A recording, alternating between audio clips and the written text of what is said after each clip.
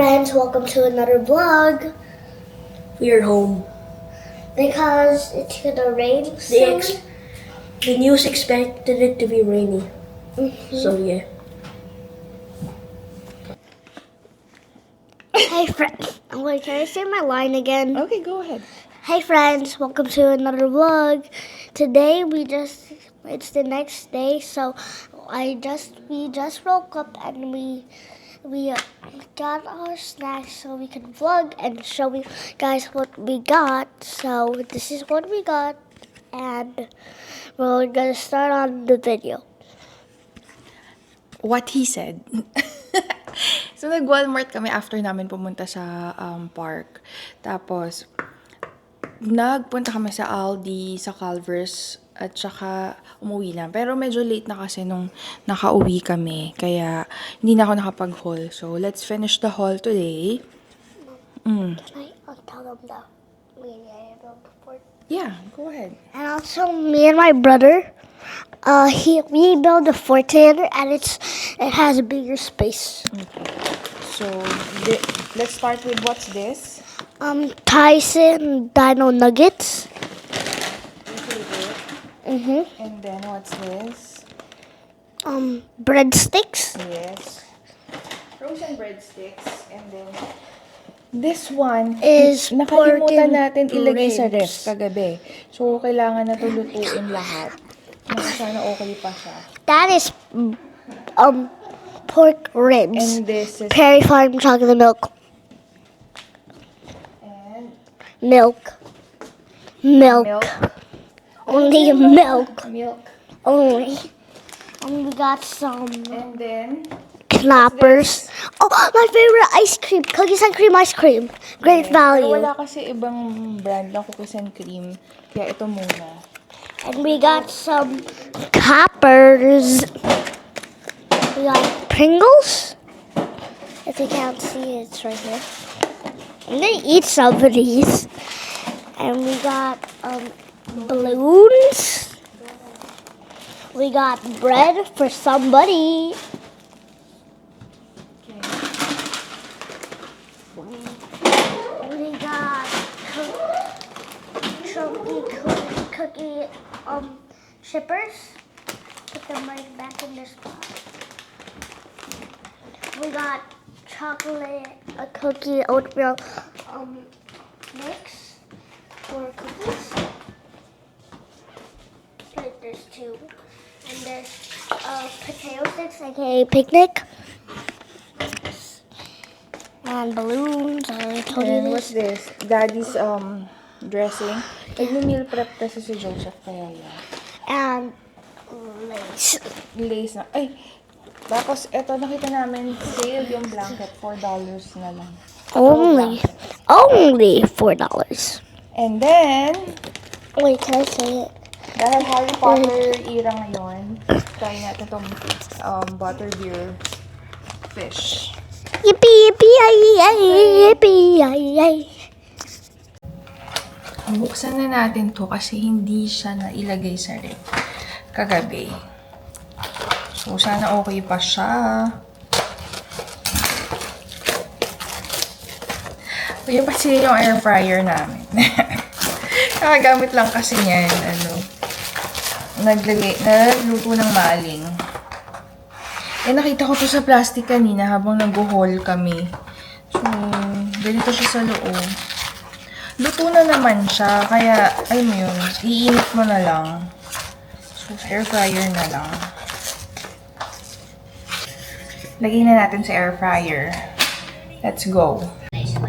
Gawa muna tayong coffee habang waiting sa ating ribs. O, diba? Nandito yung onion namin. This is the basket for potato and the rice. And nandito yung aming air fryer. Ayan. So, gawa tayong coffee. Ay, meron din kaming kettle for our paragis tea.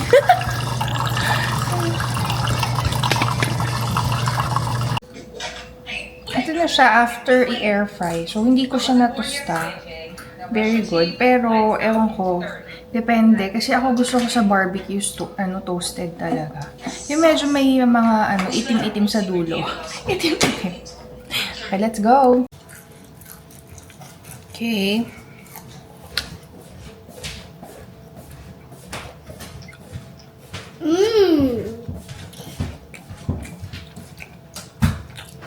Masarap siya, malambot. Hindi ko lang alam kung kalasa niya talaga yung Jack Daniels kasi hindi ko na ako umiinom. So, nandito na.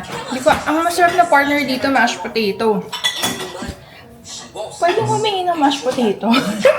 Kasi nag-ano siya, na meal prep, diba? So, may mashed potato siyang ni-ready.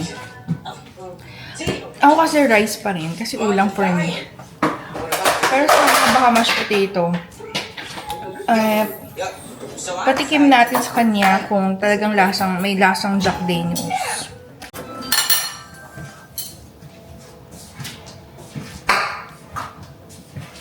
And rice.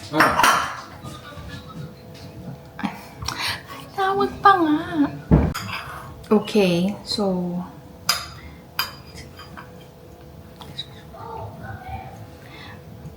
okay. Sabihin mo kung lasang Jack Daniels. Hindi.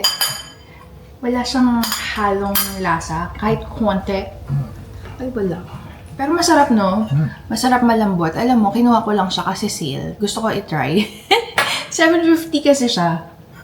Dati siyang 15 yata. Or Hamonado. 12. Parang ganun. Hamonado. Hamonado. Sabi na parang may something siya. Matamis siya. Matamis at saka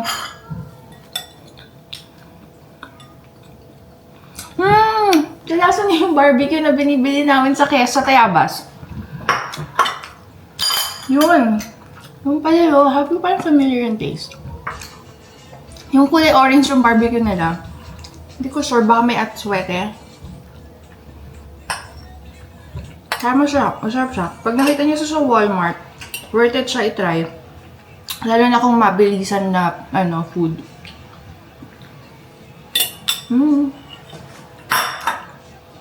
Kain mo naman. After natin kumain, so maglalaban na tayo, mga momshies. So, let's do the laundry. So, for today, yan, lalaban ko ang mga towels. Marami na kaming clothes na due for, laba talaga. Kasi as much as possible, ayoko madamihan ng, laba. Ayun, matambakan. Kasi, magtutupi. 'Di ba? After mo maglaba, magtutupi. Super talaga yun for me. Parang, sa lahat ng household chores, yun ang pinakamatagal for me, yung magtupi. And sa lahat ng household chores, ang pinaka-ayokong gawin is maglinis ng banyo. Pero wala ka naman choice, so maglilinis ka talaga. Yun talaga, pinaka-least favorite ko. Dito kasi dito, hindi ako makapaglinis ng banyo na yung binubusan ng water and all that. Yung wala kang iisipin na hindi pwedeng mabasa and all. Kasi dito parang iba yung structure. Yung paggawa nila ng mga bagay-bagay. So, hindi ko pwede basta-basta buhusan ng water, kuskusin and all that. Kailangan mong i-check kung, alam mo, kahit naman sabihin nilang waterproof, pero iba kasi talaga. Basta yung iba yung gawa sa atin, iba yung gawa dito. More on makahoy kasi sila dito. Sa atin kasi, diba, mga masemento, basta yun, masemento, tiles, ganyan. Dito more on mga makahoy and all that. Tapos may mga waterproofing eclavers lang sila. Pero yun. So yun. Yun lang. So na-share ko na yun. Maglalaba lang naman ako. Ang dami ko nasabi, no. So mag-load na tayo ng labada. While waiting for our laundry, let's go wash the dishes na. So let's go.